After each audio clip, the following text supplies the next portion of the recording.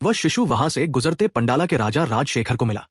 वो बच्चे को अपनी रानी के पास ले गए और उन्होंने शिशु को गोद लेने का फैसला किया, क्योंकि उनकी कोई संतान नहीं थी। उन्होंने बच्चे का नाम मणिकंठन रखा, जिसका अर्थ वो जिसके गले में घंटी है। समय बीतता गया। मणिकंठन अब 12 वर्ष के हो चुके थे। बचपन में ही उन्होंने वेद, शास्त्र, धनुर्विद्या और सारी कलाएं सीख ली, और राज्य में हर कोई उनसे बहुत प्यार करते थे, किंतु राजा के मंत्री को उनसे घृणा थी। इसी बीच रानी को अपना पुत्र हुआ। मंत्री ने यही मौका समझा। वह दिन रात रानी के कान भरने लगा। पहले तो रानी ने इनकार किया, पर मंत्री ने बार बार जहर घोला। धीरे धीरे रानी का मन बदल गया। अगले दिन मंत्री के योजना अनुसार रानी ने बीमार होने का नाटक किया। मंत्री द्वारा रिश्वत खाया हुआ वैद्य आया और बोला, महारानी को बहुत दुर्लभ रोग हो गया है। इलाज सिर्फ एक है, जंगल की बाघिन का दूध।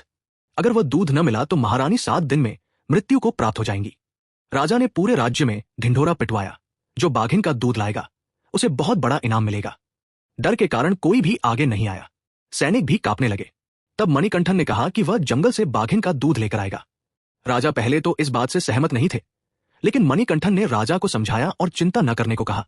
राजा ने एक काले रंग का विशेष थैला तैयार करवाया, जिसमें 2 भाग थे।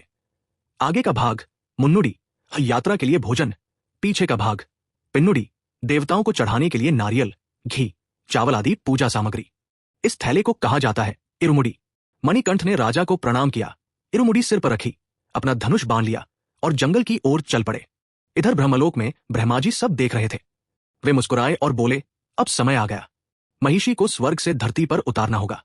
उन्होंने दत्तात्रेय मुनि को सुंदर भैंसा का रूप धारण कर महिषी को धरती पर लुभाकर लाने का कार्य सौंपा। दत्तात्रेय जी ने हामी भरी और वे एक अत्यंत सुंदर काले नीले रंग का चमकते सिंगों वाला दिव्य तेज से युक्त महेश बन गए। उनका नाम रखा गया सुंदर महेश। सुंदर महेश सीधे स्वर्गलोक पहुंचे।